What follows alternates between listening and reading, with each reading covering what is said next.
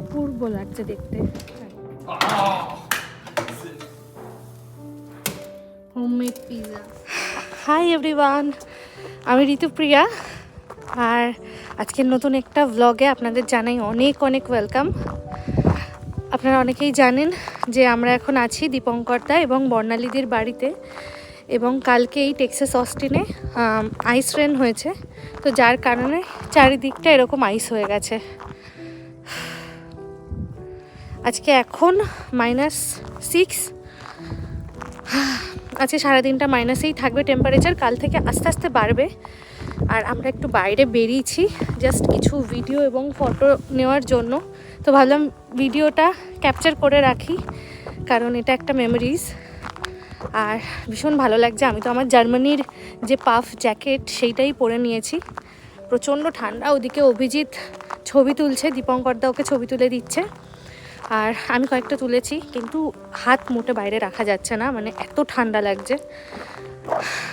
আর এগুলো না পুরো সলিড হয়ে গেছে। বেশ খানিকটা মন খারাপ নিয়েই কিন্তু আজকে বরফ দেখতে বেরিয়েছি, আর বাইরেটা আজকে এত অপূর্ব লাগছে, বাইরে না বেরিয়ে আর পারলাম না।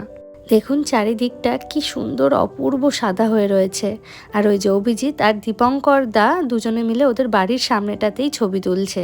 দীপঙ্কর দা কিন্তু ভীষণ সুন্দর ছবি তোলে, আর আজকে দীপঙ্কর দার মায়ের মৃত্যুবার্ষিকী, মানে 1 বছর কমপ্লিট হলো। আর সেই কারণেই বর্ণালীদি এখানে ঘরে কিছু রান্না বান্না করছে, মানে যেই সব খাবারগুলো খেতে দীপঙ্করদার মা ভালোবাসতেন সেই রান্নাগুলোই আজকে কিন্তু করা হচ্ছে। এখানে প্রথমেই বানানো হচ্ছে ডাল পাতুরি। এই যে কলা পাতাগুলো দেখছেন, এগুলো কিন্তু এখানকার দেশি বাজার থেকে কিনে আনা হয়েছে। কি অদ্ভুত না, আমাদের বাড়িতে তো আমরা ভাবতেও পারিনি কোনোদিন যে কলা পাতা আমরা কিনে খাবো।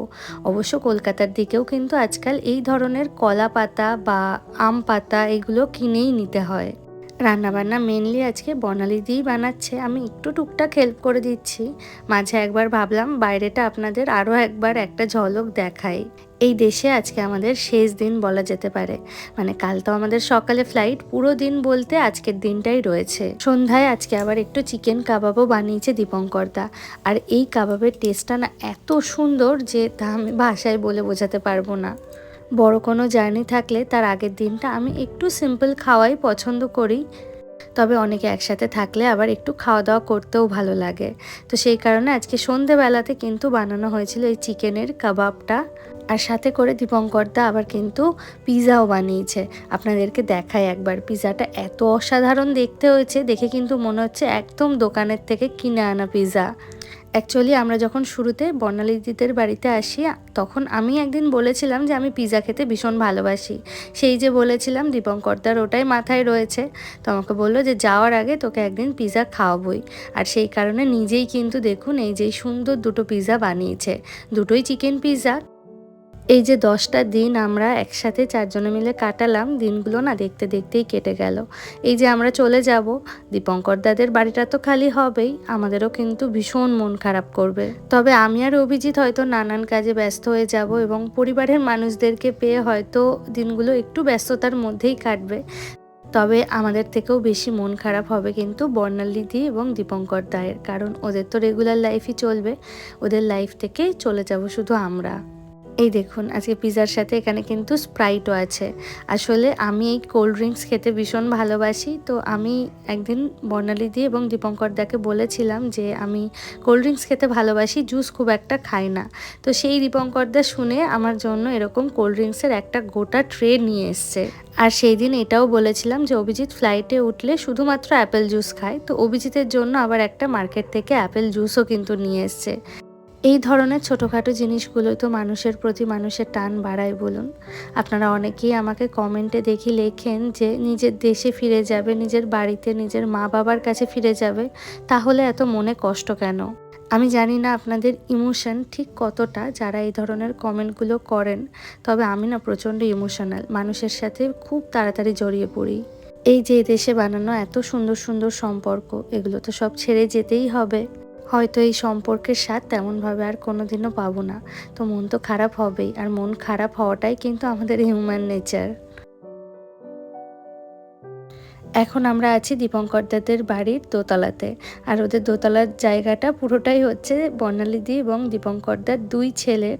এখানে 2টো বেডরুম আছে এবং সাথে আছে একটা ছোট্টখাট্টো প্লে জোন। এই যে এখন দেখছেন দীপঙ্করদা এবং অভিজিৎ যে খেলাটা খেলছে একে বলে ফুটবল। এই খেলাটা আগে নাকি অভিজিৎ জার্মানিতেও খেলেছিল, তবে আমি এটা প্রথমবার দেখছি।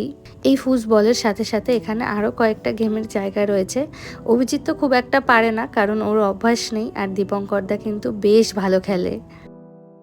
দীপঙ্করদা এবং অভিজিতের এই ভিডিওটা পুরোটাই বর্ণালী দিয়ে এখন ক্যাপচার করছে, আর আমি কিন্তু এখন রয়েছি নিচে। আজকে আমি বানাচ্ছি একটু আলুর পরোটা। রাত্রেবেলা আজকে ডিনারে আমরা সকলে মিলে আলুর পরোটা খাবো।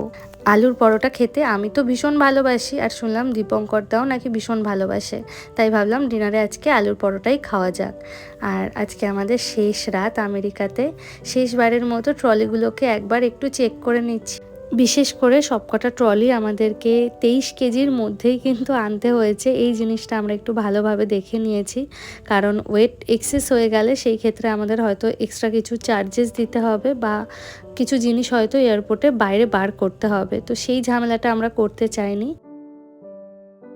1 বছরের আমেরিকার আমাদের সংসার কিন্তু আমরা এই 6টা লাগেজে গুছিয়ে নিয়েছি। এই লাগেজ আবার ধরে চলে যাবে রুরকিতে। রাস্তায় দেখুন এখনও কিন্তু হালকা সাদা রঙের বরফের একটা আস্তরণ রয়েছে। বরফের এই লেয়ারটা না ভীষণ ডেঞ্জারাস হয়, কারণ এতেই কিন্তু গাড়ির চাকা স্কিড করে অ্যাক্সিডেন্ট হওয়ার সম্ভাবনা থাকে।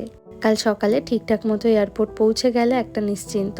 চলুন তাহলে আজকে ভিডিওটা এখানেই শেষ করছি। আমেরিকাতে আমাদের শেষ ভিডিও। দেখা হবে আবার পরের ভিডিওতে ইন্ডিয়াতে গিয়ে। সবাই খুব ভালো থাকবেন, সুস্থ থাকবেন।